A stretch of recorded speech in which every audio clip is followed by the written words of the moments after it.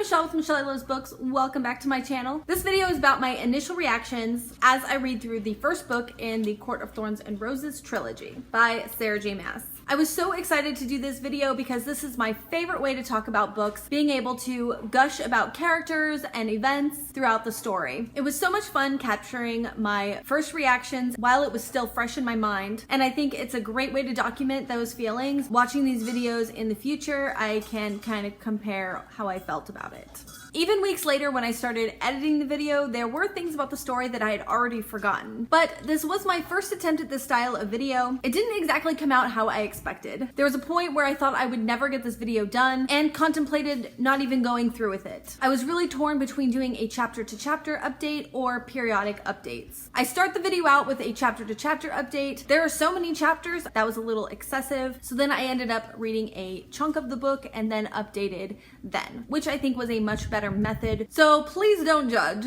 I will say that a little bit later in the story, I have a lot more to say about it and my reactions get a lot more interesting. So don't click away yet. Obviously, this has a lot of spoilers, so if you have not read the book, go read the book and then come back when you're done so that you can share these moments with me. Let's get into it. Alright, so I just finished chapter 1. According to the map here, let me show you the map. Okay, so we are given this map and this is her village.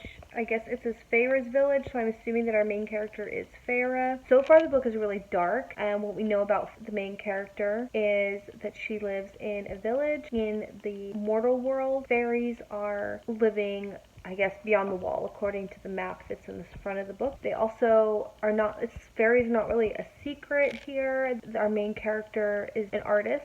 She likes to paint, but it's something she hasn't been able to do because her and her sisters and her dad are basically starving, and I'm assuming she's the oldest, so she's out in the woods hunting for food, and they're very desperate at this moment, so she's just has to come home with something to feed her family. She almost loses the doe to a wolf, to which she kills, but she's worried that this wolf may actually be a fairy and not just an ordinary wolf. Oh, also we learn that she carries an arrow in her quiver that is an ash bow, and it's longer and heavier and has an iron point.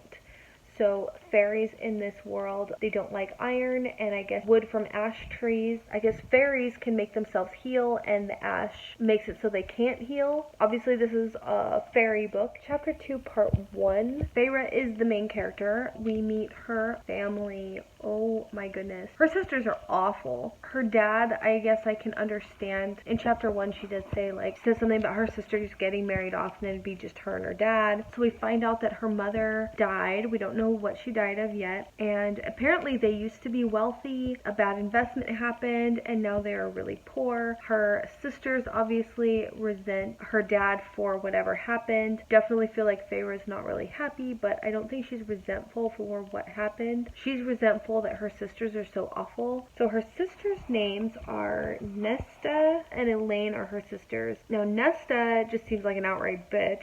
She treats Feyre like she's just a peasant. Apparently Nesta is 3 years older than her. Elaine, I don't know how old she is. I'm assuming she's probably an older sister as well, but Nesta just acts like a princess, and she's too good to go help her sister chop wood, even for dinner, which is just insane. Elaine just kind of seems like she doesn't know what to do, but why even try when her sister's always going to do it. Feyre is very much unappreciated for everything that she does. They just step all over her and they don't appreciate a thing that she does, even though she's the sole responsible person for putting food on the table. Her dad is disabled. He, in the whole debacle of creditors coming for their assets, they crushed her dad's knee, so he's unable to work. He does wood carvings. Feyre blames him that he doesn't try harder to go out and earn more money. Most of the time he's just staying at home. So Feyre's really just on her own, and her whole family is really taking advantage of her. Right, so we're being introduced to some boys in their lives. First, Feyre is interested in Isaac, I think in the first chapter actually. Oh, this is chapter 2, part 2. First chapter, Isaac is briefly mentioned. It doesn't seem like she has very strong feelings for him. It's just kind of friend with benefits out of convenience, but her sister Nesta seems to be really interested and set the idea that this boy, Thomas Mandry, want to marry Nesta. The girls end up having quite an argument. Feyre thinks it's ridiculous that he's not really actually going to marry her, but Nesta's thinking that grass is going to be greener on the other side and he's going to be rich and they eat better over there and stuff. But Feyre blows the lid off that one and says, hey, just so you know, they're not much better off than we are. You'd just be another liability, another mouth to feed. Seems that this world, there is quite a bit of social classes going on here. There's peasants. Feyre tells her that their family can't afford a dowry, so this kind of giving us an idea of what the social climate is like. So like, good luck getting married off. Like, you better marry somebody really rich. Also, it seems like their father is quite indulgent on the girls, and Nesta, it seems like, has this fantasy built up in her head about her future with this boy that she thinks she loves. Feyre doesn't seem to like him or his family very much. Maybe she believes that he has no interest in marrying her. He's just trying to woo her into bed. It seems like Feyre is very much a realist, which so far I'm all about that. I really love that type of character. Not easily swayed. Also, she doesn't seem to have a whole lot of patience for her dad because, again, is not very much of a realist. He's a bit of a dreamer. Yeah, not really contributing and totally indulges his sisters. So, at the beginning of the chapter, they also talk about their mother a little bit more. Before she died on her deathbed, she made Feyre, who is the youngest of the three girls, and Feyre can't fathom as to why she is the chosen one, makes Feyre promise to take care of them. She feels like it's her duty to take care of them because in their world, a promise is like the law. As much as she'd probably just love to like leave them high and dry, she just can't. Interestingly enough, though, their mother was really cold. Seems like the mother really didn't care about them at all, only cared about what other people in society thought of her. But when it came to her daughters, pretty much non-existent. On to chapter 3. We see what it's like for them to go to the market. They're trying to sell the pelt. We see our first religious a bit in there, as there's some fanatics who worship the high fae. The people who worship them feel like they're up there with the gods. A sacrifice up to the wall, and if they are never seen again, they see that they have been taken into the fairy world and they're lavished with riches and food and stuff like that. But the people who are afraid of them, like Feyre and her family, that they're probably eaten. So it's kind of interesting that there are fanatics out there that in the market one of her sisters gets robbed. However, her sisters are very selfish and they want new boots and new cloaks, so the money could be better spent. Feyre goes ahead and indulges her sisters despite how wretched they are, lets them buy new things when she's probably in the greatest need of shoes. She's the one out there going out in the snow and hunting. She lets her sisters have new shoes and doesn't say, hey, no, it's my turn. I do like her, but at the same time, like, is she just a pushover? At some point, come on, step up and tell your sisters to back off. If she wasn't there, they would starve. Her sister Nesta, she is at least chopping wood without being asked. Even though she's doing like the very bare minimum. In her own way, she is showing that she's grateful, or she's buttering up. Either way, she's at least pitching in. What happened at the end of this chapter, I was like, oh my goodness, oh my goodness. I'm gonna assume it was a wolf. So they hear a roar at the door, and the door bursts open, blowing in snow, and they see a growling shape that appeared in the doorway, probably one that was in the pack of the wolf that she killed. Chapter 4.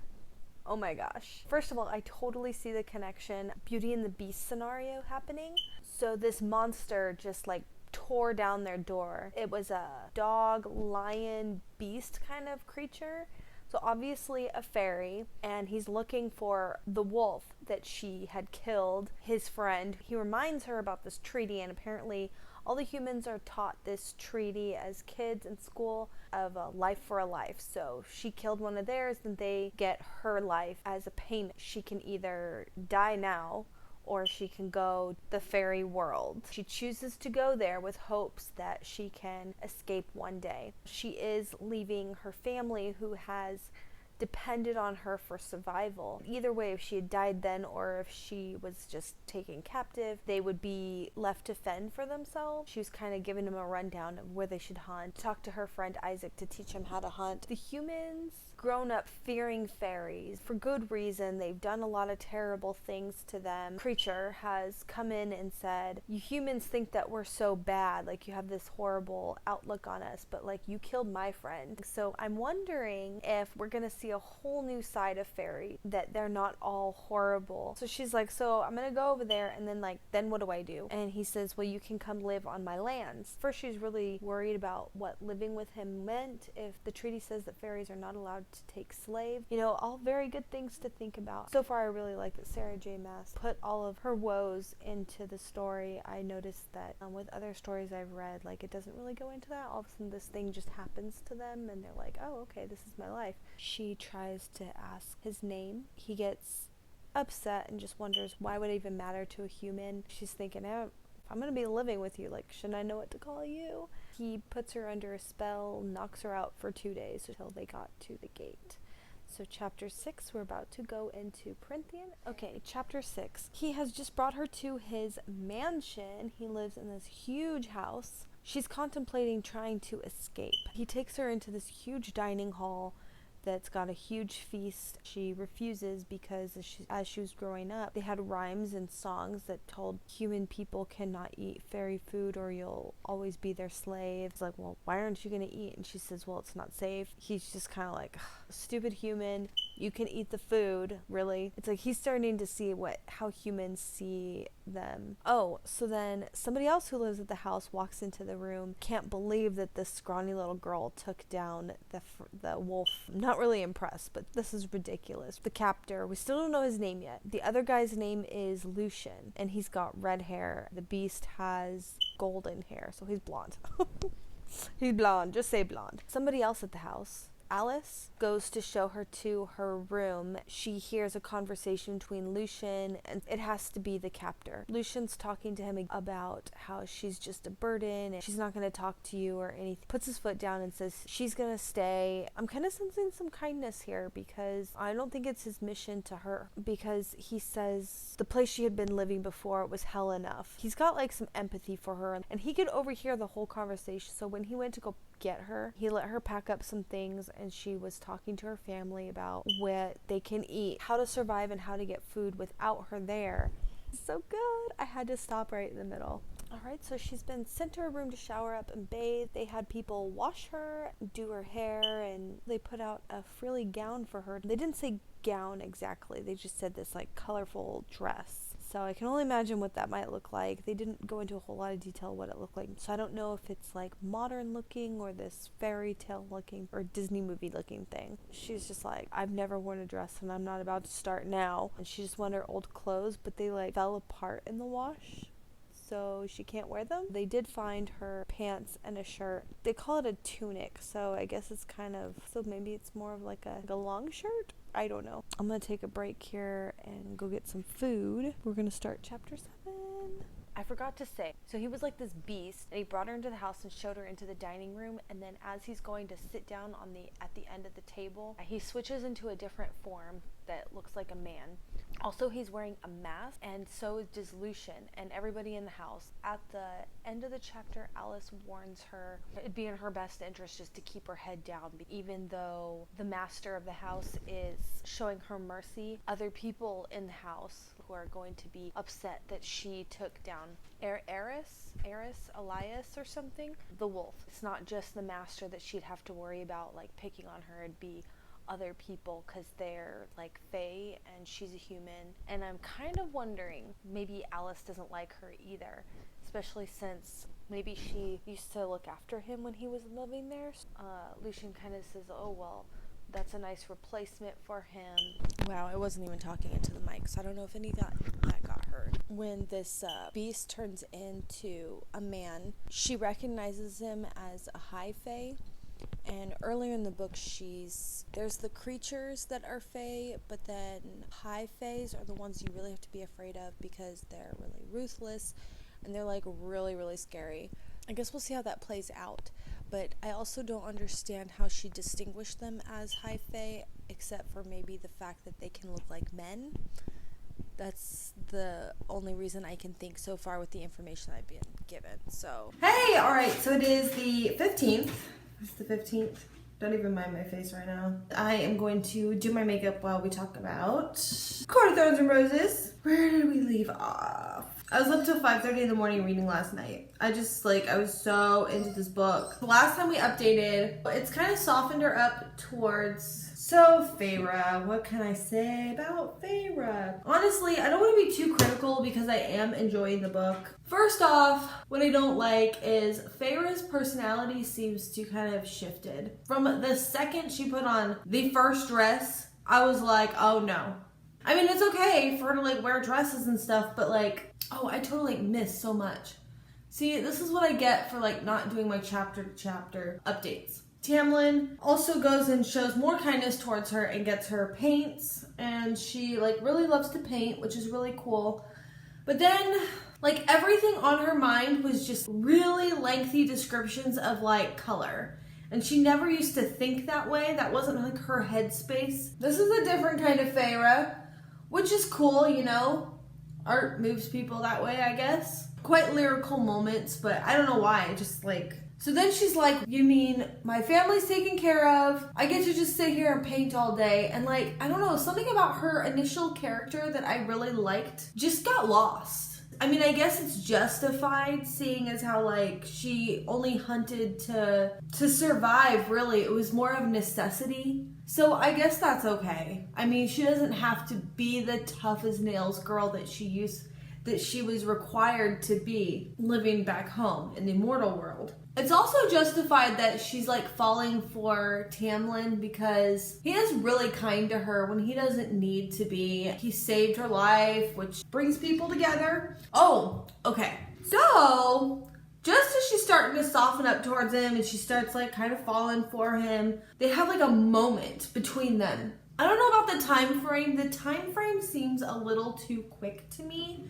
I guess it's like spaced out in the book enough because they just talk about a lot of stuff. They spend a lot of time together. They go riding together. So it's not like insta-love per se, but it just seems like, wow, all this happened like within a week. But once she starts painting, time does kind of like a lot of time goes by. Even though it's only a few pages, she says that she's been spending the last few months painting every day. And they have a moment in the rose garden where they nearly like kiss. I was kind of swoony, not gonna lie.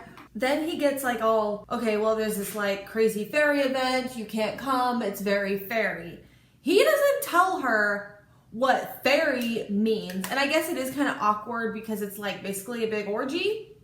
That makes things a little awkward, I guess. How do you tell someone? So basically it's a big fairy orgy and humans can't come.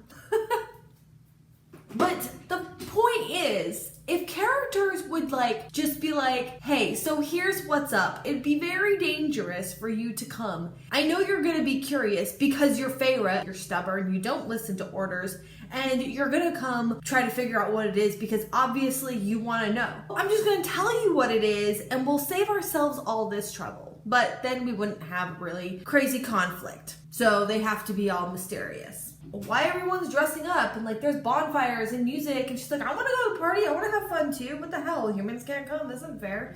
She goes in a robe trying to think that she's not going to be spotted.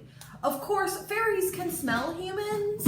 I don't know, I guess she thought wishful thinking. She wanted to think that nobody could detect her because there was so much else going on and all the fairies seemed entranced on what's going on. And then these three fairy bitches like snatch her up and like try to take her away, and this ooh so sexy fairy like emitting darkness comes to the rescue, but he's so gloriously beautiful. Let's forget that he doesn't have a mask, but she does make the right decision. Like despite his beauty, she doesn't just like run off with him. She's like, no, I don't need your help, thanks, bye. Good for you, Feyre. You are still a little smart. You haven't lost all your damn brain cells yet. Not completely propelled by your hormones yet. But so she manages to escape this encounter, and instead of going back to the mansion, because that would have been smart, she wanders up closer to what the hell's going on. Lucian spots her. Thank God it was Lucian, I guess. Well, Tamlin. Tamlin, he's on a whole nother different planet right now. But Lucian spots her, snatches her up, and is like, "You're a foolish human. You're an idiot. What the hell are you doing here?" She's like, "What? I mean, I'm sorry. I know I wasn't invited, but like, hey, nobody knows what's going on. Nobody saw me. Like, look, it's cool. Like, I'm going on the DL, so like, what's the big deal?" He swoops her over his shoulder and rushes her back to the mansion, throws her on the floor. I don't know if he throws her, but like, that's what I imagined in my head as I was reading it. And of course, he thought she ought to know what the truth was, like what the hell was actually going on down there. He tells her that all these maidens are volunteering to do it, to be Tamlin's for the night. And of course that makes her jealous, but it's not really Tamlin, like it's not him, he's not in his right mind, he's filled up with this magic that's gonna make him basically a monster. Reading this part, I was like, what the hell is going on? Like, that was my reaction. Like, I felt bad for Feyre. I would have been kind of jealous too. Like, we almost had a moment I was gonna go be with another woman. Maybe several, I don't know. So, you know, it gives her a complex. Her pride gets a little wounded. Like, but I thought it was really interesting. I kind of felt like I knew where this was going. As Tamlin, he is obviously falling in love with Feyre. Lucian saw it coming ages ago. I wish I could read Lucian's mental thoughts. Crass as he is in his commentary and how he seems like he doesn't care, we do see a softer side of Lucian with what happened to him in the Autumn Realms with his girlfriend and how she was taken from him, or no, he left, but his brothers took the love of his life away from him because she was under his station. A human is even below any fairy station. What I think is going through Lucian's head is he cares for Tamlin. Tamlin took him in. It seems like they just like have an understanding, and Tamlin like is very sympathetic towards Lucian and what he went through, but now he's like going through it. So Lucian's protect Tamlin because he understands the heartbreak, he understands the consequences of what's going to happen, whoever is out there weighing down on Tamlin. And if there's a human girl around that he's trying to protect, like it's only gonna hurt Tamlin. After she swooped away from this fairy night, firelight celebration? Fire night celebration. Basically the fairy, I'm just calling it the fairy orgy. So of course Feyre, like I guess she didn't think it was anything while everyone's out at the bonfires to go and have a midnight snack in the kitchen. So she takes down her snares, goes to the kitchen, gets herself snack, and then lingers around in the gallery where Tamlin finds her. The monster Tamlin, all jacked up on magic. I actually had read a little bit someone else's review on this, and they were discussing abusive relationships, abusive like sexual relationships. Oh, wow. Oh my goodness. This is what we're talking about. So he like shoves her up against the wall and he's like gonna take her. I thought he was just gonna take her, but he kind of pauses. I think that was like his instincts, but at the same time, like something in him is like, this is Feyre, like I care about this woman. Of course, Feyre's just like, whoa, she's already attracted to him. Like I could understand what was going on between them, and nothing happened. And so he says, this killed me, okay? This killed me. He said, I smelled you. I looked for you and you weren't there. So I had to take another. What? Like, I thought he was there following her. Of course, she didn't want him to because he was like kind of scary. Like, I'm not having any of that when you're all hopped up on magic. I don't even know. Like, you're freaking me out right now. And he said something else that like snapped her back into reality because she was just right in the, I don't know what to call it, but she was all turned on and everything. And he said something fucked up and she was like, what? Zip!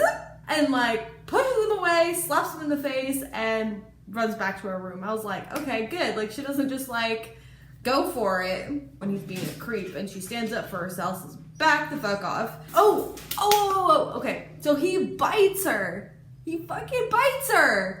And I don't know, I mean, I guess that's a thing, not my thing, but it did seem overly aggressive, which if we're talking about how other people can see this as an abusive relationship, it's abusive unless she wants it. And at first, I guess it like freaked her out because he's been nothing but kind of soft and kind to her. When she kind of started to get to know him, his gruffer side like phased out, but like he just doesn't seem like the kind of man that would do that to her. but he's all hopped up on magic right now and he's not in his right mind. So she pushes him away, slaps him, runs back to her room. But then leaves her wanting more. So at that point, once she wants it, like, it's not an abuse anymore. You know, I don't know. Anyways, that's what I have to say of people who think that that's an abusive relationship. Moving on. She's pissed off. She wakes up pissed off. She goes down to lunch. She doesn't want to hide her mark because she's like, you motherfucker did this to me. So she screams at him at the lunch table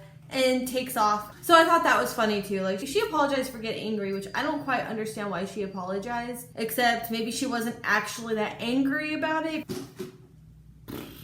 Then I feel like this is the point where her character really turns around. She starts trying to dress to impress Tamlin. Honestly, at first, I thought she like drank some fairy wine or something. And it was kind of annoying. But she goes and like puts on a frilly dress. And I just can't picture Feyre in a frilly dress. When he first brought her home, they like laid out a dress for her and she's like, yeah, no, I'd rather wear these rags than that dress. Are you kidding me right now? With a fairy tale or something like that? Well, kind of. But she absolutely refused it and they got her like some pants. And so she's just been wearing pants and tunic around. So tunic, I don't even know what that's supposed to look like. I guess kind of like a ninja outfit. Maybe a hospital outfit. I don't know. I don't know what tunic's supposed to look like. It has Alice dress her like a princess or something. I don't know. And she's like prancing down the stairs and goes to sit down and what's his name? Tamlin's like, what? You wore a dress to lunch? What the hell? And Lucian's like, well, that's my cue to go. And he takes off running. They're sitting at opposite ends of this enormous like banquet table. And she's like, you're so far away. And so he's just like, blip. Cuts the table off and he's sitting right across from her. And I was like, okay, this like, as I picture this in my head, this is like comedy. But then at the same time, it's kind of like, Feyre, what the fuck happened to you? Like, you're not even the same Feyre from yesterday. From that moment on, they are really building a relationship. They know they're both on the same page of their feelings.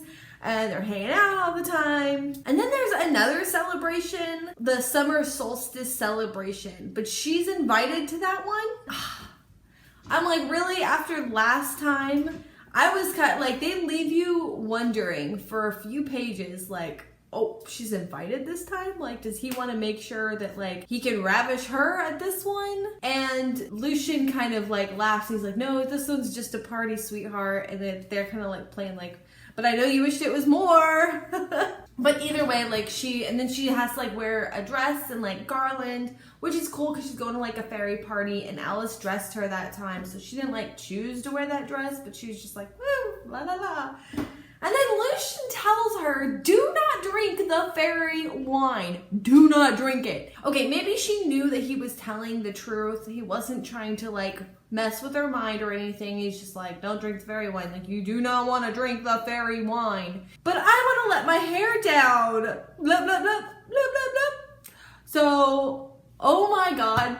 She's like drunk white girl. She prancing around, but I guess everything's all cool. Like, Lucian, I think, is embarrassed. What the hell? I told her not to drink the wine. She drank the wine, and now she's just like drunk off her ass. Honestly, I thought something else was gonna happen. Tamlin's like, it's okay, I'll take care of her. And like, he lets her just go ahead and dance and be herself. So I guess that was kind of cool. But it seemed really cheesy as I was reading it. I was just like, girl, calm down. Tamlin, take her home to go to bed. It was in the spirit of like their solstice celebration. And so then he was just loving seeing her happy and laughing, and he plays a song for her. Oh my God, I was swooning. And then he takes her away from the party and like, la la la, they have like such a magical romantic night. And then they're joking about it in the morning. And this is kind of where I'm coming up. This is where I'm at almost right now. And then they're like teasing each other at the breakfast table in front of Lucian, and Lucian's like, oh my God, don't make me vom. They're like making sexy eyes at each other over the table. Obviously, things are getting heated. And then all of a sudden, Tamlin like leaps out of his chair. He's like all feral, animal beast, and tells Lucian to hide Feyre behind the curtains. The guy from the fire thing comes, the sexy one. Oh my God, I was just like, just like trying to read through this. I was like, oh my god. But it turns out he's a high lord of the dark realm, night realms. Yes. They were in such a hurry to hide Feyre, and they're glamoring her to be invisible and glamoring her smell. They forgot. And I saw this coming, sort of. I love when I predict correctly. There's 3 place settings and he's about to leave. Okay, he didn't notice. And as he's like looking around, he notices there's 3 plates and he's like, where's your guest? He walks over there and like gets close to the thing, and I guess he can tell there's something off about it. He smells her glass, probably where her human scent would be the strongest. Oh yeah, so he's like, you're trying to glamour me? And Lucian's over there being weird against the wall, sees through the glamour and sees her, and he's like, I know you. And I was like, fuck, no. Of course you know her. The mysterious human that it was at the fairy orgy. Which I'm sure is a surprise to Tamlin and Lucian, because Lucian spotted her, but I had forgot that he didn't know that any other fairies knew she was there. Yes, she didn't tell him, so he had no idea that other fairies had spotted him. Oh my god, I've been talking like forever. They're like suffering this blight, which I still haven't figured out what this blight is. It's like this wave of badness, and it takes magic away and kills fairies. So, and I'm assuming Tamlin has always told Feyre he doesn't know what it is, but I think that he knows that it's the night realms, or whoever those creatures are out there. I think that they are the ones in charge of it, who started it or something. I don't know. Honestly, I don't know why they're being so secretive with Feyre. She's a human. What the hell is she gonna do about it? Why don't they just tell her? Like, they tell her everything that she asks, but like they won't tell her this. I don't know. Anyways, we'll figure it out soon enough. Sara J Maas isn't ready for us to know. That's what's up. And it's driving me freaking nuts. There's no hiding Feyre anymore, and I think that finally, as the reader, we got to figure out just what they're going to do to her. You know, they're going to do to her what they did to Lucian's girlfriend. They're going to kill her. They're trying to get under his skin, so like they're going to take her from him. Tamlin sends everybody out, just like roars and like destroys the dining room trying to figure out, and he decides to send Feyre away. It broke my heart. And I kind of knew, based on someone else's video about this book, like they led me to believe that she was going to see her sisters again. I just didn't know how she was going to get there. So now it's like, oh, so this is how her sisters come to play. Obviously, I know that she's going to end up back into the human realms, but then I know she's going to end up back in the fairy realms with Tamlin also, because like that's the way these things go. It's still very much like, no, you're gonna send your one love away, no, and you love her so much. And although Feyre's kind of getting on my nerves right now, like I want her to be with Tamlin too. So he comes into her room and tries to explain, and Feyre basically pushes herself on him, and he's like, I don't know. I mean, she doesn't have to try hard, because obviously they were going there anyways, and I'm kind of finally glad they did, because the tension was getting real. So they like do it. They do it a couple times. At dawn, she's supposed to go back to the human realm. Alice dresses her in like this frilly gown, and honestly, what I am picturing in my head is like an old western with frills and lace gloves. Like I'm imagining this giant like a layer cake dress thing with these giant puff sleeves, and like, I don't know.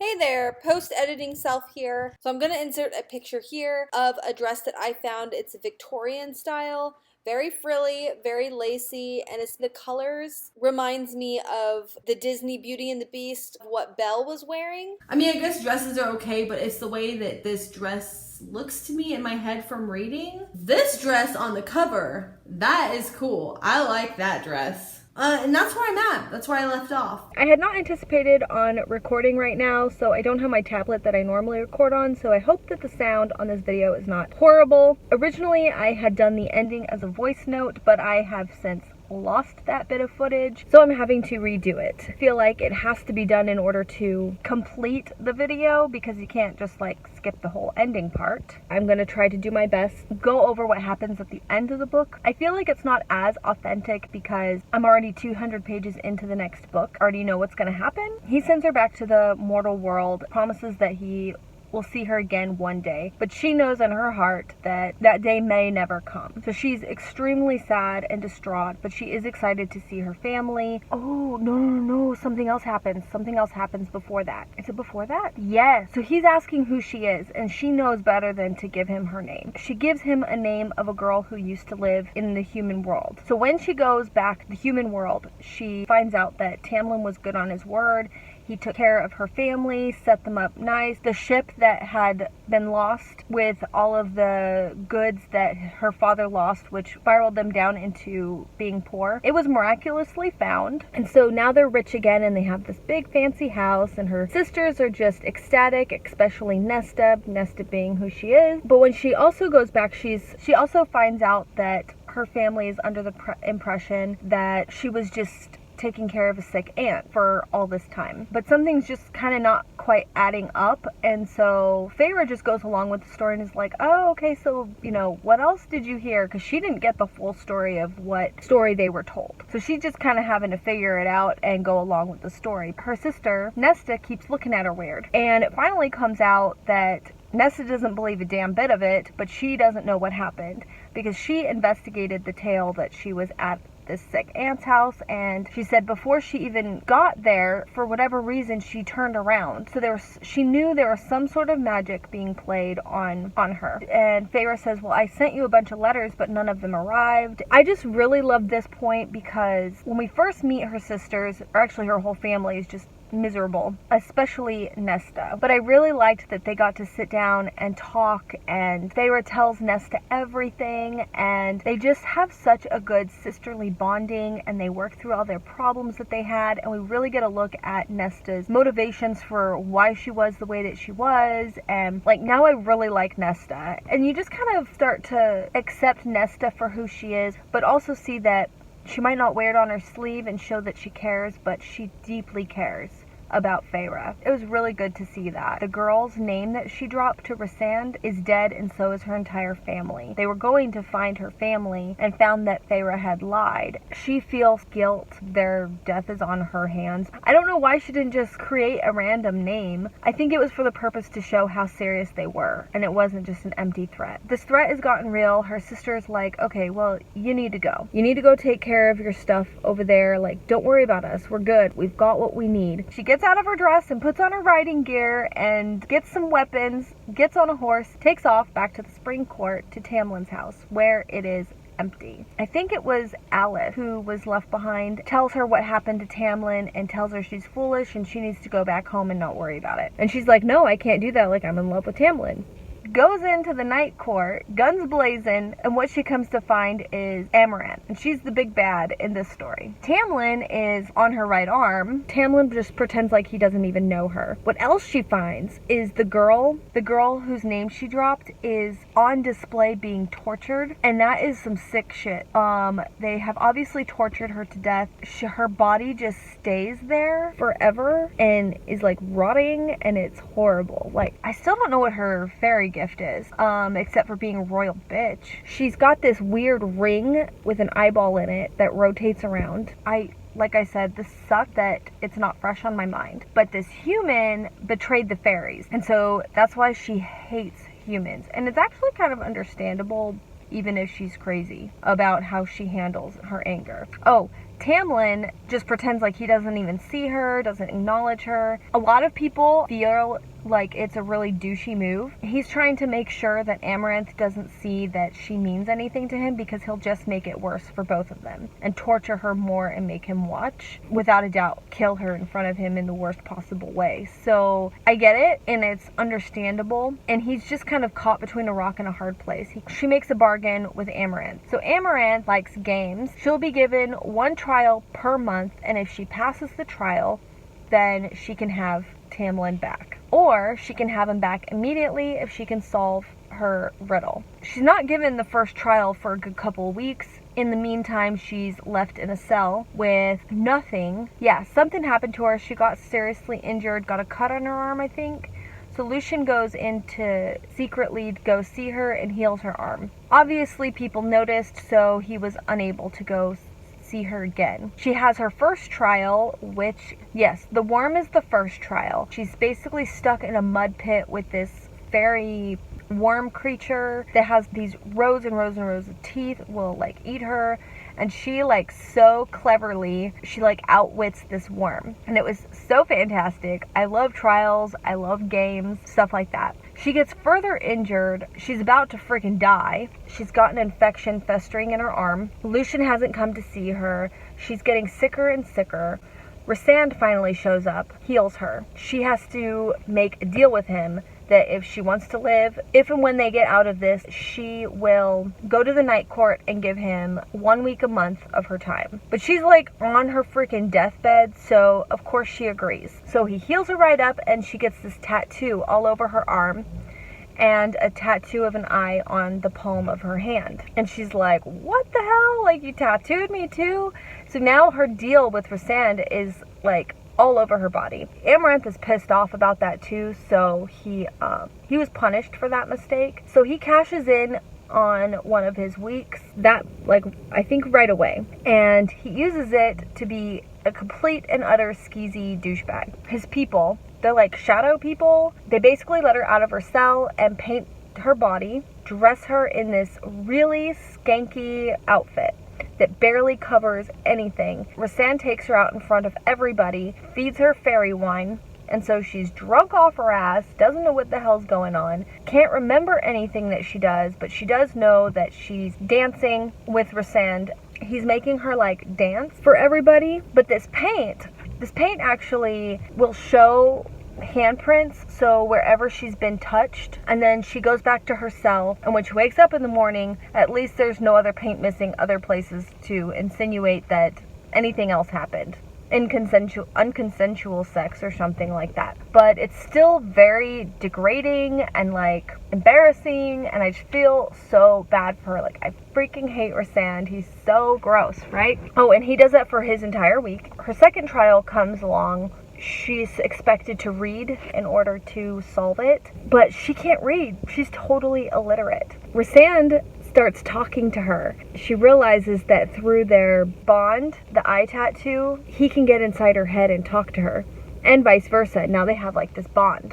So he's giving her the answers so she can pass, and she passes the trial, and then she like goes back to her cell, and then he's got another week of the month where he does these things to her. And then I think then that they have a conversation where he explains to her, like, he's basically using her to free everybody from Amaranth's power. Explains everything to her before her final trial. Her final trial is really messed up. She tells her to kill each of these fairies, and they are on their knees with bags over their heads, so she can't even tell who they are. I wanted to note that What, you want to say hi? Hi.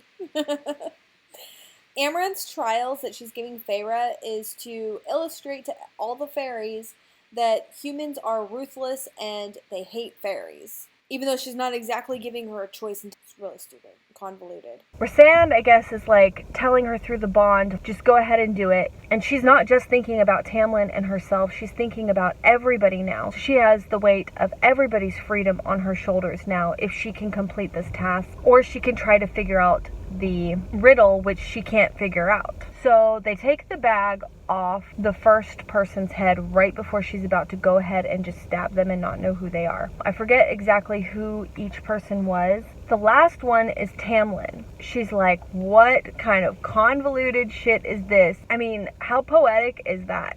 She has to kill him to free him, as if like he'll never be free. Oh my god, I was just like, what the hell? But then she like figures it out that he has a stone heart, so even if she stabbed him, he wouldn't die from it because it wouldn't go through his heart. He could survive it, and all she has to do is stab him. She's not 100% sure that she's correct. Whatever other choice does she have? And lo and behold, she's correct. Amaranth is furious because she never thought that Feyre would get that far. Amaranth is slain, and Feyre's neck is snapped. They bring her back to life by putting a piece of their power into her body. All of their power is restored from this curse. They restore Feyre's. So she comes back to life. She's been turned into a fairy. This was so cool. I'm always kind of weird about resurrections, but this was the coolest resurrection of all time. Yeah, so she comes back as an immortal fairy now. She goes and meets Rysand up in a tower to talk to him or whatever. The weird thing at the end of the book is he looks at her and his eyes get big, and he's like, he sees something in her. Something, I don't know. We don't know what he sees in her, but he sees something inside of her. And then he leaves, and then she goes home with Tamlin. They are definitely not the same after what happened at Under the Mountain, but they're working through it, and they're in love as ever, and they can have each other, and magic is restored, and now they just have to rebuild. One other thing I forgot to mention is Lucien also got punished for helping Feyre. And Feyre steps up and says something. I forget exactly what she does, but she basically saves Lucien's life. Oh, another task she was given is to go clean the High Lord's rooms or something like that. So and it's messed up. So whoever is giving her these chores have basically bewitched it. So she's supposed to mop until the floor is clean, and every time she mops, more mud is getting on the floor. She like doesn't know what to do. So then Lucien's mother comes in and says, "Thank you for saving my son." And she's so thankful. She's not overly overjoyed with emotions, but in her own way, just her coming to Feyre and telling her thank you for what she did. She also like snaps her fingers and the floor is absolutely clean. So saves her from that freaking nightmare, because who knows what would have happened to her if they came back and the floors were even muddier than when she started. They might have killed her. That's what Feyre thought, is they might have killed her. That was all just super cool, and I absolutely love this book. And that concludes my A Court of Thorns and Roses reactions. This is the first time I've ever attempted doing a video like this. Didn't exactly go as planned or as smoothly as I had expected. I think I would like to give it another shot at another date. I hope you enjoyed this. Thank you for watching. Bye.